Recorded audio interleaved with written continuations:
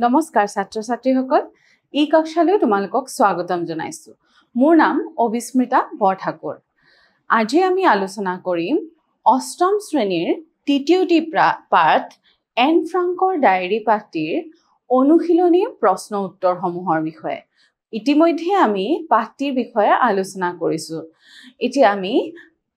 পাঠটিত সন্নিবিষ্ট হৈ থকা বিভিন্ন প্ৰশ্ন উত্তৰসমূহৰ বিষয়ে আলোচনা কৰো আহা প্ৰথমে তোমালোকক দিয়া হৈছে যে পাঠটো মনোযোগেৰে পঢ়া আৰু তলৰ প্ৰশ্নবিলাকৰ উত্তৰ লিখা গতিকে প্ৰথম প্ৰশ্নটো দিছে জন্মসূত্ৰে এন ফ্ৰাংক কোন সম্প্ৰদায়ৰ ছোৱালী আছিল আমি পাঠটো পঢ়োতে ইতিমধ্যে পাইছো যে জন্মসূত্ৰে এন ফ্ৰাংক ইহুদি সম্প্ৰদায়ৰ ছোৱালী আছিল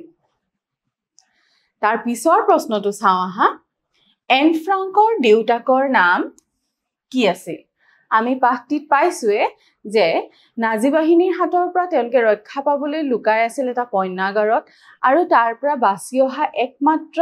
তেওঁলোকৰ পৰিয়ালৰ ব্যক্তিজন আছিল তেওঁৰ পিতৃ আৰু পিতৃৰ নাম আছিল অটো ফ্ৰাংক এন ফ্ৰাংকৰ দেউতাকৰ নাম আছিল অটো ফ্ৰাংক তাৰ পিছৰ প্ৰশ্নটো চাওঁ আহা তাৰ পিছৰ প্ৰশ্নটিত আছে নাজি বাহিনীৰ হাতৰ পৰা ৰক্ষা পাবলৈ তেওঁলোক ক'ত লুকাই আছিল ইতিমধ্যে মই কৈছো আমি পাঠটো পঢ়োতে পাইছিলোৱে যে নাজি বাহিনীৰ হাতৰ পৰা ৰক্ষা পাবলৈ তেওঁলোক এটা পণ্যাগাৰত লুকাই আছিল প্ৰায় 2 বছৰ কাল সময় তেওঁলোক এটা পণ্যাগাৰত লুকাই আছিল তাৰ পিছৰ প্ৰশ্নটো চোৱা এন ফ্ৰাংকে কেতিয়াৰ পৰা কেতিয়ালৈকে দিন লেখা লিখিছিল গতিকে আমি জানো যে তেওঁৰ যিখন দিন লেখা তেওঁৰ যিখন ডায়েৰী সেইখন এখন বিশ্ববিখ্যাত গ্ৰন্থ গতিকে সেই ডায়েৰীখন তেওঁ কেতিয়াৰ পৰা কেতিয়ালৈ লিখিছিল সুধিছে এন ফ্ৰাংকে 1942 চনৰ 12 জুনৰ পৰা 1944 চনৰ 1 আগষ্টলৈকে দিন লেখা লিখিছিল গতিকে এই সময়ছোৱাতে তেওঁৰ সেই দিন লেখাখন যিখনৰ নাম তেওঁ কিটি বুলি সম্বোধন কৰিছিল সেই দিন লেখাখন তেওঁ লিখিছিল তাৰ পিছৰ প্ৰশ্নটো চাওঁ হা দ্বিতীয় বিশ্বযুদ্ধৰ সময়ত থকা জাৰ্মান সেনাধ্যক্ষজনৰ নাম কি সেই সেনাধ্যক্ষজনে ইহুদিসকলক কি কৰিছিল গতিকে আমি ইতিমধ্যে পাইছো যে নাজি বাহিনীৰ যিজন সেনাধ্যক্ষ আছিল তেওঁ এই ইহুদিসকলৰ ওপৰত বৰ্বৰ অত্যাচাৰ কৰিছিল তেওঁৰ নামটো কি সুধিছে তেওঁৰ নাম আছিল এডলফ হিটলাৰ দ্বিতীয় বিশ্বযুদ্ধৰ সময়ত থকা জাৰ্মান সেনাধ্যক্ষজনৰ নাম আছিল এডলফ হিটলাৰ এই সেনাধ্যক্ষজনে লাখ লাখ ইহুদিক নিজে আৰু সেনাৰ হতুৱাই নৃশংসভাৱে হত্যা কৰিছিল তাৰ পিছৰ প্ৰশ্নটোলৈ যাওঁ হা এন ফ্ৰাংকে কিয় দিন লেখা লিখিবলৈ ইচ্ছা কৰিছিল তেওঁ কিয় দিন লেখা লিখিবলৈ আৰম্ভ কৰিছিল এজনী 13 বছৰীয়া ছোৱালী হৈ তেওঁ ডায়েৰী লিখাৰ অনুভৱ কিয় কৰিছিল আহা জানো আমি প্ৰশ্নটোৰ উত্তৰ এন ফ্ৰাংকে দিন লেখা লিখিবলৈ ইচ্ছা কৰিছিল কাৰণ তাইৰ বন্ধুবৰ্গ আছিল যদিও তাইৰ এজন প্ৰকৃত বন্ধুৰ অভাৱ আছিল তাই বন্ধুবৰ্গ আত্মীয় স্বজনৰ লগত গতানুগতিক কথা বতৰাহে পাতিছিল কিন্তু তাই অন্তৰ উজাৰি কথা বতৰা পাতিবৰ বাবে এজন বন্ধু নাছিল সেয়েহে ডায়েৰীখনকে বন্ধু বুলি ভাবি তাই অন্তৰৰ সকলো কথা উজাৰি লিখিছিল গতিকে এন ফ্ৰাংকে কিয় ডায়েৰী লিখিবলৈ আৰম্ভ কৰিছিল যদিও এন ফ্ৰাংকৰ বহুতো বন্ধু বান্ধৱী আছিল লগৰ সমনীয়া আছিল পৰিয়ালৰ বিভিন্ন ব্যক্তি আছিল কিন্তু তেওঁ এনেকুৱা এজন ব্যক্তিৰ অভাৱ অনুভৱ কৰিছিল যাক তেওঁ হিয়া উজৰি মনৰ সকলো কথা ক'ব পাৰে আৰু সেইবাবে তেওঁ এখন ডায়েৰী লিখিবলৈ আৰম্ভ কৰিছিল য'ত তেওঁ নিজৰ মনৰ সকলো কথা হিয়া উজাৰি ব্যক্ত কৰিব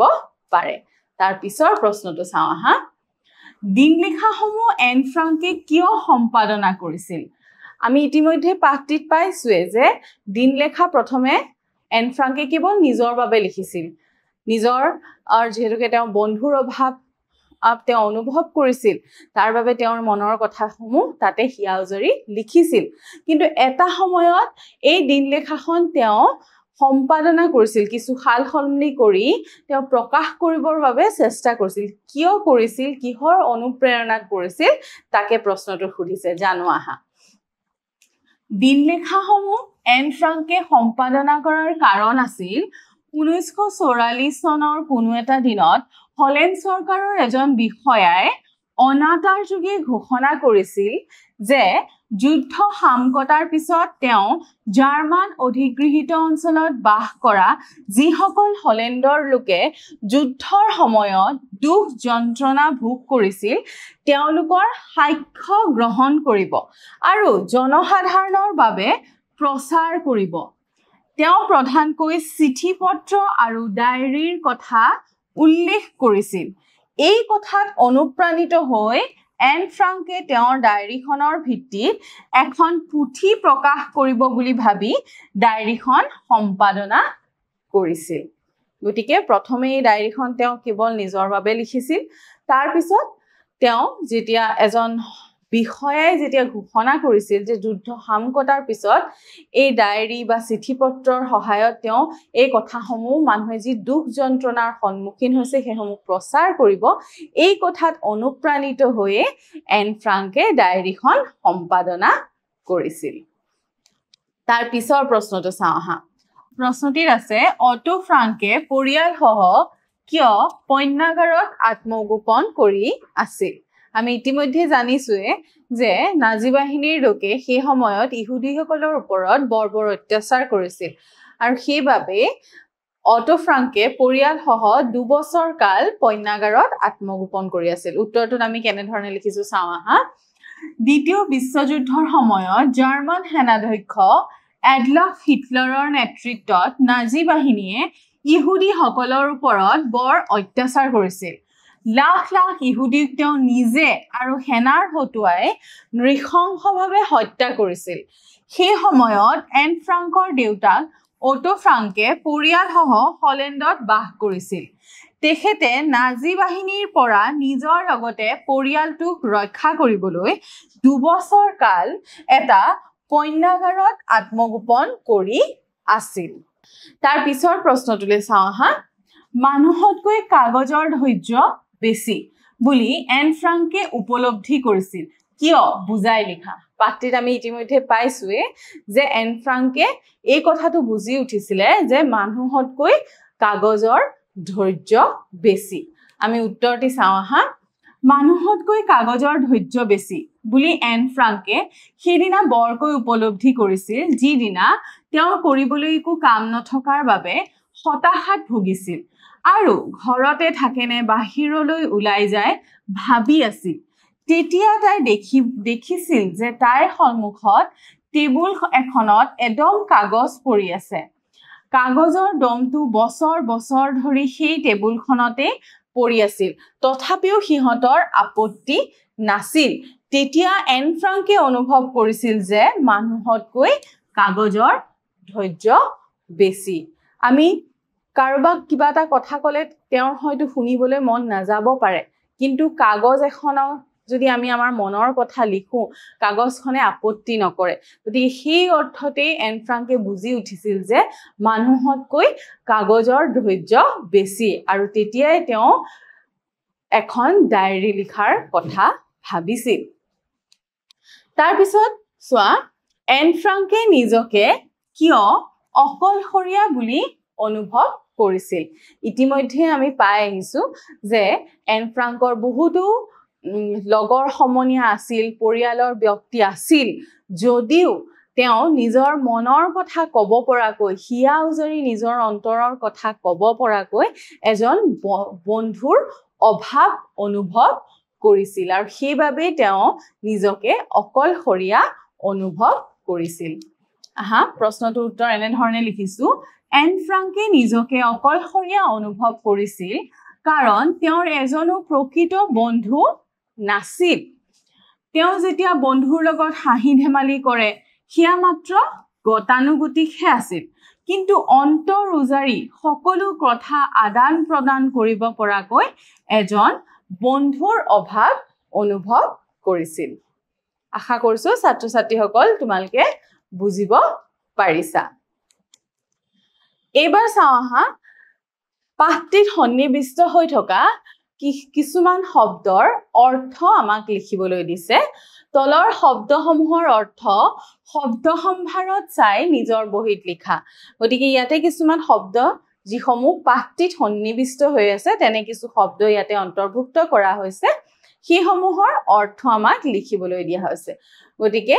চাও আহা উত্তৰসমূহ কি হ'ব গণ্য গণ্য শব্দটিৰ অৰ্থ হৈছে লেখত লবলগীয়া গতানুগতিক মানে সদায় চলি থকা যেটো বস্তু আনটা আমি কবলৈ গলে নতুনত্ব বিহীন অস্ত্ৰোপচাৰ মানে অপাৰেশন অস্ত্ৰোপচাৰ মানে আমি জানোই ৰোগ চিকিৎসা কৰাৰ বাবে অস্ত্ৰৰ প্ৰয়োগ বৰ্বৰ নিজ অসভ্য পৰিত্যক্ত এৰা বা ত্যাগ কৰা পৰিত্যক্ত ঘৰ মানে একেবাৰে কোনো নথকা এটা ঘৰক আমি কি বুলি ক'ব পাৰো বহু দিন কোনো নাই পৰি আছে নি ঘৰটো তেনেকুৱা ক্ষেত্ৰত আমি কি ক'ব পাৰো ঘৰটি পৰিত্যক্ত অৱস্থাত আছে প্ৰবাদ প্ৰবচন মানুহৰ মুখে মুখে চলি অহা আগৰ দিনৰ কথা যিসমূহ বিশ্বাস বা কথা মুখে মুখে চলি আহে তেনেকুৱা কথাবিলাকক কি বুলি কোৱা হয় প্ৰবাদ বুলি কোৱা হয় অধিগৃহীত আইনৰ সহায়েৰে দখল কৰা আইনৰ সহায়েৰে দখল কৰা কি বুলি কোৱা হয় অধিগৃহীত থিৰাং নিশ্চিত উৎসৰ্গা দান কৰা আড়ম্বৰ জাকজমকতা প্ৰত্যাশিত আশা কৰা ভাবমূৰ্তি কোনো ব্যক্তি বা বিষয় সম্পৰ্কে লোৱা ধাৰণা পঞ্জীভূত মানে থুপ খাই থকা সামকতা উপশম হোৱা সন্নিবিষ্ট মানে অন্তৰ্ভুক্ত যেনেকৈ মই ক'লো যে তোমালোকৰ পাঠত সন্নিবিষ্ট হৈ থকা প্ৰশ্ন উত্তৰ সমূহৰ বিষয়ে আমি আলোচনা কৰিম গতিকে সন্নিবিষ্ট মানে হৈছে অন্তৰ্ভুক্ত তাৰ পিছৰ প্ৰশ্নটো চাও আহা কিটি কোন এন ফ্ৰাংকে কিটিক বন্ধু হিচাপে কিয় গণ্য কৰিছিল বুজাই লিখা গতিকে ইতিমধ্যে আমি জানিছোৱে যে এন ফ্ৰাংকে যিখন ডায়েৰী লিখিছিল তেওঁ সেই ডায়েৰীখনৰ নাম কি দিছিল কিটি কিটি বুলি তেওঁ ডায়েৰীখনক সম্বোধন কৰিছিল গতিকে কৃতি হৈছে এন ফ্ৰাংকৰ ডায়েৰীখনৰ নাম এন ফ্ৰাংকে তেওঁৰ জীৱনত এজন প্ৰকৃত বন্ধুৰ অভাৱ অনুভৱ কৰিছিল তেওঁৰ বহুতো লগ লগৰীয়া আছিল যদিও হিয়া উজাৰি ভাৱৰ আদান প্ৰদান কৰিবলৈ এজন বন্ধু নাছিল সেয়েহে তেওঁ মনৰ কথাবোৰ ডায়েৰীখনত লিপিবদ্ধ কৰিছিল আৰু ডায়েৰীখনকে প্ৰকৃত বন্ধু বুলি গণ্য কৰি নাম ৰাখিছিল কিটি এনেদৰে তেওঁ ছুটি জীৱনকালত কিটি নামৰ কাল্পনিক বন্ধুগৰাকীলৈ সম্বোধন কৰি ডায়েৰীৰ পাততে হিয়া উজাৰি মনৰ ভাৱ প্ৰকাশ কৰি থৈ গৈছে গতিকে তেওঁ সেই যি 2 বছৰ কাল কন্যাগাৰত যেতিয়া লুকাই আছিলে তেওঁৰ কোনো প্ৰকৃত বন্ধু নাছিলে সেই সময়ত তেওঁ সেই ডায়েৰীখনকে নিজৰ বন্ধু বুলি ভাবি তেওঁৰ সকলো মনৰ ভাৱ তাত লিখি গৈছিল তাৰ পিছৰ প্ৰশ্নটো চাও আহা এন ফ্ৰাংকৰ ডায়েৰীখন পুথি আকাৰে প্ৰকাশ হোৱাত কোনে আগভাগ লৈছিল তেখেতে এই ডায়েৰীখন কিয় পুথি আকাৰে প্ৰকাশ কৰিছিল আমি ইতিমধ্যে পাইছো যে নাজি বাহিনীৰ কবলৰ পৰা এন ফ্ৰাংকৰ পৰিয়ালৰ বাছি অহা ব্যক্তি মাত্ৰ এজনেই আছিল দেউতাক অটো ফ্ৰাংক নাজি বাহিনীৰ কবলৰ পৰা সুৰক্ষিত হৈ ওলাই আহিবলৈ সক্ষম হৈছিল আৰু সেইবাবে এন ফ্ৰাংকৰ মৃত্যুৰ পিছত বা পৰিয়ালৰ আন সকল লোকৰ মৃত্যুৰ পিছত দেউতাকেই তেওঁৰ জীয়ৰীৰ কিতাপখন ডায়েৰীখন পুথি আকাৰে প্ৰকাশ কৰিছিল গতিকে এন ফ্ৰাংকৰ ডায়েৰীখন পুথি আকাৰে প্ৰকাশ হোৱাত তেওঁৰ দেউতাক অটো ফ্ৰাংকে আগভাগ লৈছিল যিহেতুকে তেওঁ এজন জীৱিত ব্যক্তি আছিল পৰিয়ালটোৰ এন ফ্ৰাংকে 1942 চনৰ 12 জুনৰ পৰা ডায়েৰী লিখা কামটো আৰম্ভ কৰিছিল আৰম্ভণিতে তেওঁ এই ডায়েৰী সম্পূৰ্ণ নিজৰ বাবেহে লিখিছিল কিন্তু হলেণ্ডৰ বিষয়াজনৰ কথাত অনুপ্ৰাণিত হৈ এন ফ্ৰাংকে সিদ্ধান্ত ললে যে যুদ্ধ শেষ হোৱাৰ পাছত তেওঁৰ ডায়েৰীখনৰ ভিত্তিত এখন পুথি প্ৰকাশ কৰিব অনতিবিলম্বে তেওঁ লিখা কথাবোৰ কিছু সম্পাদনা কৰি পুনৰ লিখি উলিয়ালে ইতিমধ্যে তাৰ বিষয়ে আমি আলোচনা কৰিছো এনেদৰে এন ফ্ৰাংকে 1944 চনৰ 1 আগষ্টলৈকে ডায়েৰীখন লিখে আৰু 4 আগষ্ট তাৰিখে এন আৰু তেওঁৰ পৰিয়ালৰ সদস্যসকলক লুকাই থকা স্থানৰ পৰা নাজী বাহিনীৰ লোকে আটক কৰি নিয়ে নাজী বাহিনীৰ হাতত ধৰা পৰাৰ পাছত বন্দী অৱস্থাত অনাহাৰ মানে খাবলৈ নাপায় অনিদ্ৰা শুবলৈ নাপায় অস্বাস্থ্যকৰ পৰিৱেশত মাক বায়েক আৰু এনৰ মৃত্যু হৈছিল একমাত্ৰ দেউতাকে নাজী বাহিনীৰ কবলৰ পৰা জীৱিত ৰূপত বাছি আহিছিল আৰু যুদ্ধ হামকটাৰ পাছত তেখেতে জীয়েকৰ সেই দিন লেখাখন পৰিত্যক্ত অৱস্থাত উদ্ধাৰ কৰে আৰু সম্পাদনা কৰি পুথি আকাৰে প্ৰকাশ কৰে গতিকে সেই দেউতাকে এই যিখন এন ফ্ৰাংকৰ ডায়েৰী আছিল সেইখনক পুথি আকাৰে প্ৰকাশ কৰিছিল তাৰ পিছৰ প্ৰশ্নটো চোৱা এন ফ্ৰাংক আৰু আইতাকৰ সম্বন্ধ কেনে আছিল আইতাকৰ স্মৃতিৰ বাবে তেওঁ কি কৰিছিল কিতাপত তোমালোকৰ এন ফ্ৰাংক আৰু তেওঁৰ আইতাকৰ সম্বন্ধ বিষয়েও উল্লেখ আছে এন ফ্ৰাংক আৰু আইতাকৰ সম্বন্ধ মধুৰ আছিল তেওঁ আইতাকক খুব ভাল পাইছিল সাধাৰণতে ল'ৰা ছোৱালী আইতাকক ভাল পায় গতিকে এন ফ্ৰাংক আৰু আইতাকৰ সম্বন্ধও খুব মধুৰ আছিল আইতাকৰ স্মৃতিৰ বাবে তেওঁ নিজৰ জন্মদিনত জ্বলোৱা মোমবাতিবোৰৰ লগতে আইতাকৰ বাবেও এডাল মোমবাতি জ্বলাইছিল তাৰ পিছৰ প্ৰশ্নটো চাওঁ আহা পাঠটো পঢ়ি এন ফ্ৰাংকৰ সেই সময়ত হোৱা মনৰ ভাৱৰ বিষয়ে লিখা গতিকে আমিনো পাঠটো পঢ়ি এন ফ্ৰাংকে সেই সময়ত কেনেকুৱা ধৰণৰ কথাৰ সন্মুখীন হৈছিলে কেনেকুৱা ধৰণৰ চিন্তা তেওঁৰ মাজত আছিল সেই বিষয়ে কিছু আভাস পাইছো তাকে আমাক লিখিবলৈ কৈছে গতিকে পাঠটো পঢ়ি সেই সময়ত এজনী 13 বছৰীয়া ছোৱালীৰ মনৰ কথা বুজিব পৰা যায় এন ফ্ৰাংকৰ চিন্তাৰ পৰিধি অতি বহল আছিল 13 বছৰ বয়সতে তেওঁ ডায়েৰী লিখা আৰম্ভ কৰিছিল এন ফ্ৰাংকৰ কোনো প্ৰকৃত বন্ধু নাছিল বাবে তেওঁ ডায়েৰীখনকে বন্ধু হিচাপে গণ্য কৰিছিল আৰু সকলো কথা হিয়া উজৰি ডায়েৰীখনতে লিখিছিল তেওঁ সৰু কালতে যুদ্ধৰ বাবে বহুতো দুখ কষ্টৰ সন্মুখীন হ'ব লগা হৈছিল গতিকে এই কথাখিনি আমি এন ফ্ৰাংকৰ বিষয়ে জানো যদিও তেওঁ এগৰাকী 13 বছৰীয়া ছোৱালী আছিলে কিন্তু তেওঁৰ চিন্তাধাৰা কিছু বহল আছিলে তেওঁৰ মানসিকতা কিছু পৃথক আছিলে আৰু যুদ্ধৰ বাবে সেই সময়ত এই সৰু ছোৱালীজনীও বিভিন্ন সমস্যা বিভিন্ন অসুবিধাৰ সন্মুখীন হ'ব লগা হৈছিল গতিকে আজি আমি পাঠটিত অনুশীলনীত সন্নিবিষ্ট হৈ থকা প্ৰশ্ন উত্তৰসমূহৰ বিষয়ে আলোচনা কৰিলো আমি আন এটা শ্ৰেণীত ইয়াৰ পিছৰ যিসমূহ প্ৰশ্ন বা ব্যৱহাৰিক ব্যাকৰণ পাঠত সন্নিবিষ্ট হৈ আছে সেই সমূহৰ বিষয়ে আলোচনা কৰিম ধন্যবাদ